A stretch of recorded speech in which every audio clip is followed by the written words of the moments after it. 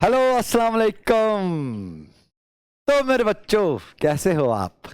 उम्मीद करता हूं कि आप सब जबरदस्त होंगे, जोरों शोर से होंगे। मैं भी बढ़िया, बहुत बढ़िया।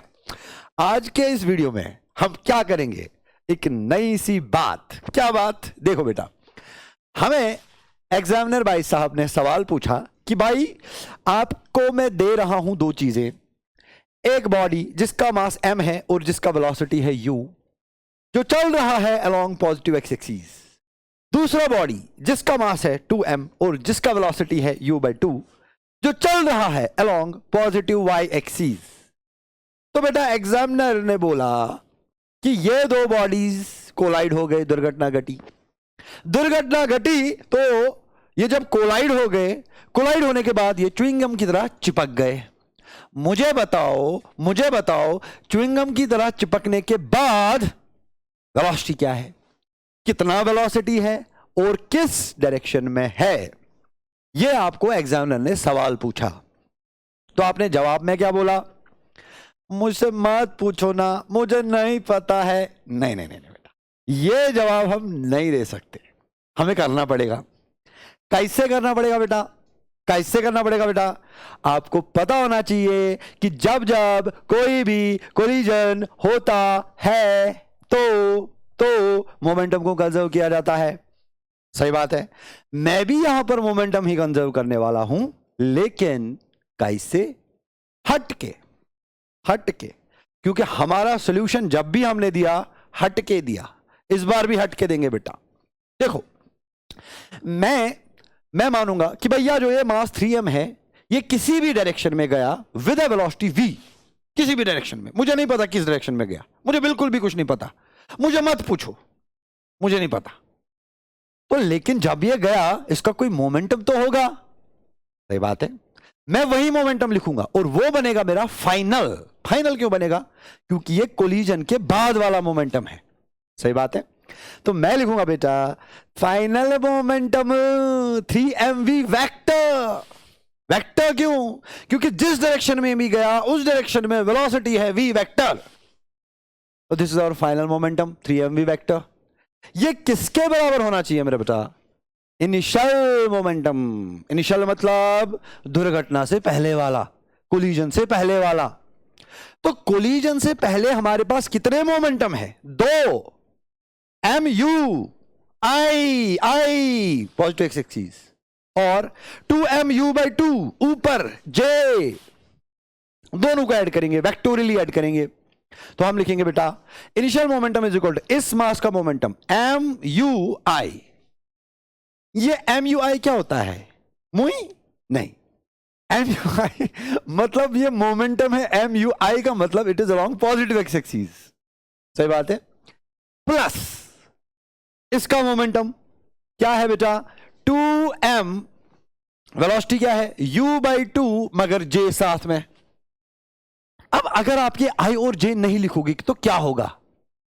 अरे भैया, न्यूटन बाबा को बहुत दुख होगा। वो बोलेगा कि भाई मैंने तो बोला था मोमेंटम वेक्टर है। जब जब वेक्टर्स को ऐड करोगे तो सिर्फ मैग्नीट्यूड्स को ऐड नहीं करते, डायरेक्शंस को भी ऐड करते हैं। इसलिए मैं डायरेक्शंस लेके ऐड कर रहा हूं, mu का i 2mu/2 का j। क्या बात? अब क्या होगा? m होगा कैंसल, 2 और 2 होगा कैंसल। हमें तो सीधे पता चला बेटा v is equal to u/3 i cap plus u/3 j cap. ये देखो बेटे जी, ये क्या हो गया? जो वेलोसिटी निकला हमें फाइनल किसका मिला? फाइनल मिला 3m का। 3m किस वेलोसिटी से भागेगा कोलिजन के बाद? ये भागेगा u/3i प्लस u/3j। खत्म। मतलब जो फाइनल वेलोसिटी है उसके दो कंपोनेंट हैं। along positive X axis it is u/3, along positive y axis it is u/3। इसका मतलब हमारे वेलोसिटी के दो कंपोनेंट हैं, along positive x axis and along positive y axis. तो फाइनल वेलोसिटी यहां से होना चाहिए वेक्टोरियली, तभी तो दो कंपोनेंट आएंगे। आंसर है। अब एग्जामिनर आपको यहां इसके बाद 3 तरह से बेटा परेशान कर सकता है। क्या? नंबर 1, बोलेगा भैया मुझे इस वेलोसिटी का मैग्नीट्यूड बताओ, आप बोलोगे सर कौन हो परेशानी वाली बात नहीं। How do you find the magnitude of the velocity? Under root of u by 3 का whole square plus u by 3 का होल स्क्वायर। आंसर आपको बोला जाएगा अच्छा चलो जी मुझे बताओ ये जो मास 3m है ये किस डायरेक्शन में भागेगा, ये किस डायरेक्शन में भागेगा? डायरेक्शन क्या होता है बाय द वे? क्या डायरेक्शन होता है ईस्ट वेस्ट नॉर्थ साउथ? नहीं बेटा, फिजिक्स में डायरेक्शन का मतलब ईस्ट वेस्ट नॉर्थ साउथ नहीं होता, मैथमेटिकली कैलकुलेट करना पड़ता है रैंडमली जो मर्जी। देखो क्या मैं देखूंगा कि जो फाइनल वेलोसिटी वेक्टर v है इसने पॉजिटिव एक्स एक्सिस के साथ कितना एंगल बनाया, ये भी तो डायरेक्शन है, इसमें क्या बुरी बात है? डायरेक्शन थोड़ी ना होता है ईस्ट वेस्ट नॉर्थ साउथ, नहीं, we can define the direction with respect to anything. यहां पर मैं वेलोसिटी वेक्टर का डायरेक्शन डिफाइन कर रहा हूं with respect to the positive X axis that is theta. तो कैसे निकाल सकता हूं मैं ये थीटा?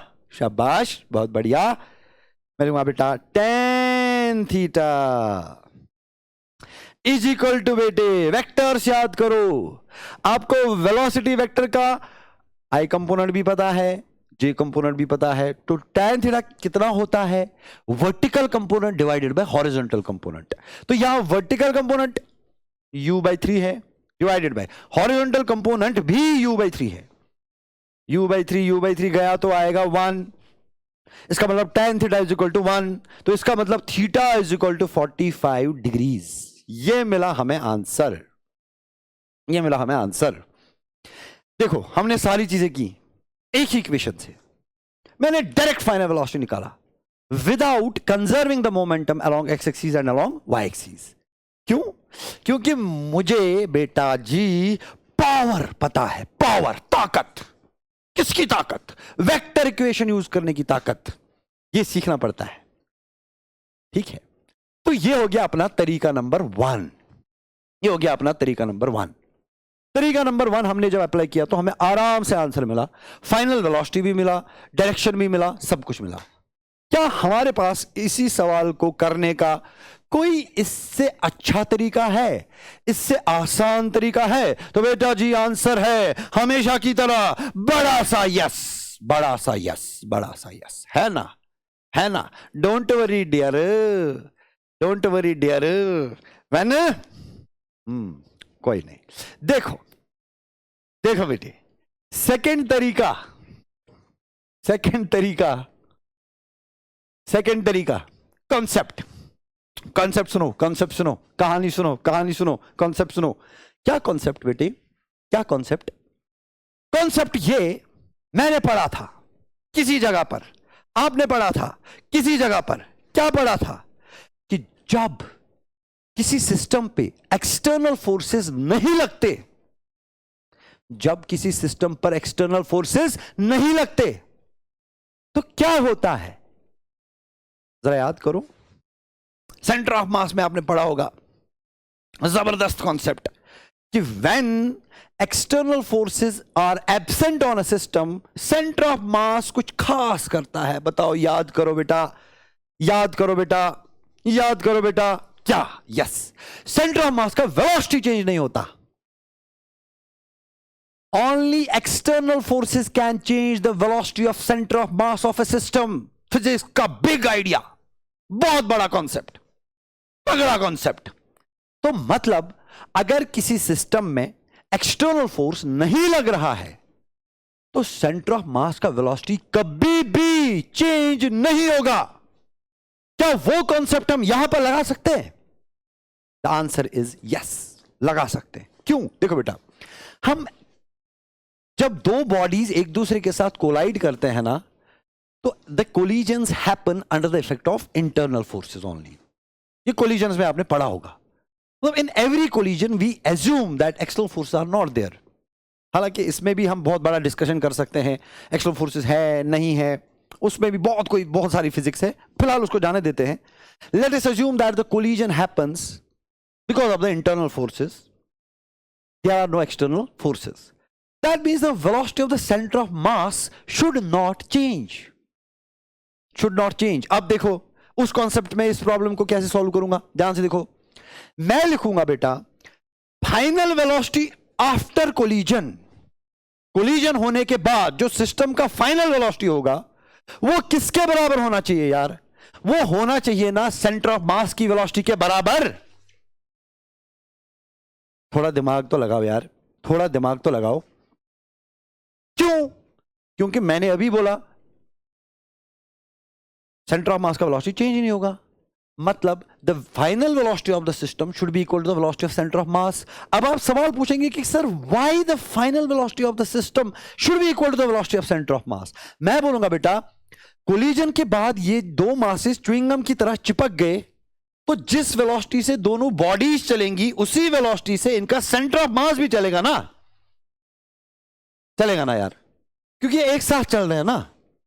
तो जिस वेलोसिटी से मास 3m चलेगा उसी वेलोसिटी से सेंटर ऑफ मास भी चलेगा. इसलिए हमने लिखा v is equal to VCM. इसका मतलब ये हुआ, हम लिख सकते हैं v is equal to, what is VCM equal to? VCM is the velocity of centre of mass. वो हमने पढ़ा होता है किसके बराबर होता है, m1u1 plus m2u2 divided by m1 plus m2, है ना. वही यहां पर लिखेंगे v is equal to VCM के बदले m1u1. ये है बेटा m1u1, लिखेंगे बेटा mui प्लस m2u2. ये है बेटा 2mu/2j, ij को साथ साथ divided by total mass m1 plus m2 that is 3m. तो क्या मिला हमें velocity vector v is equal to m ने m को खाया, 2 ने 2 को खाया, तो मिला ना बेटा फिर से u/3i प्लस u/3j. आंसर पिछले वाले आंसर का वही तो था, u/3i प्लस u/3j. यही इस कॉन्सेप्ट से भी हमें मिला. तो इसका मतलब हुआ बेटा जब जब दो बॉडीज कोलाइड करेंगे और परफेक्टली इन इलास्टिक कोलिजन करेंगे मेरा बेटा, हमें निकालना होगा फाइनल वेलोसिटी. तो हम निकालेंगे velocity of centre of mass. Answer मिल जाएगा. मैंने कॉन्सेप्ट भी सिखाया, इक्वेशन भी सिखाया. अब थोड़ा बहुत अपने क्वेश्चन पे अप्लाई करते हैं, इस क्वेश्चन पे अप्लाई करते हैं, देखते हैं क्या हमें अप्लाई करना आएगा. यस देखो बेटा सॉल्यूशन. देखो क्वेश्चन क्या है, एक गोला 2 kg का जो किस वेलोसिटी से चल रहा था 2 मीटर पर सेकेंड. दूसरा गोला 3 kg का जो किस वेलोसिटी से चल रहा था 1 मीटर पर सेकेंड. यहां पे इन्होंने कोलाइड किया और कौन सा कोलिजन हुआ, परफेक्टली इनइलास्टिक कोलिजन हुआ. तो जब परफेक्टली इनइलास्टिक कोलिजन हुआ तो दोनों का मास क्या बना 5 kg. आपको बोलना है किस वेलोसिटी से ये 5 kg मास भागेगा. हम क्या करेंगे, velocity final is equal to velocity of centre of mass. हो गया बस. किसी भी परफेक्टली इनइलास्टिक कोलिजन में ऐसा कर सकते हैं. तो मतलब ये कि velocity is equal to, what is the velocity of centre of mass, m1 it is 2, u1 it is 2i plus m2u2, what is m2 3, what is u2 1j divided by j क्यों ऊपर जा रहा है तो j divided by total mass 3 plus 2 it is 5, तो आएगा 5. तो direct velocity मिला बेटा v इज इक्वल टू 2 2 हो गया 4/5i प्लस 3/5j. इधर i है, हाँ को करेक्ट करना, it's i cap, i to p. x axis है तो i कैप. तो 2 2 हो गया जी 4/5i प्लस 3/5j. ये आंसर है. इस वेलोसिटी से 5 kg मास भागेगा. अगर मैग्नीट्यूड निकालना होगा क्या आपको आएगा, हाँ √4/5 का होल स्क्वायर प्लस 3/5 का होल स्क्वायर. अगर एंगल निकालना होगा क्या आपको आएगा, हाँ vertical component bye horizontal component. Answer. I hope you enjoyed the video. Thank you so much. अस्सलाम वालेकुम.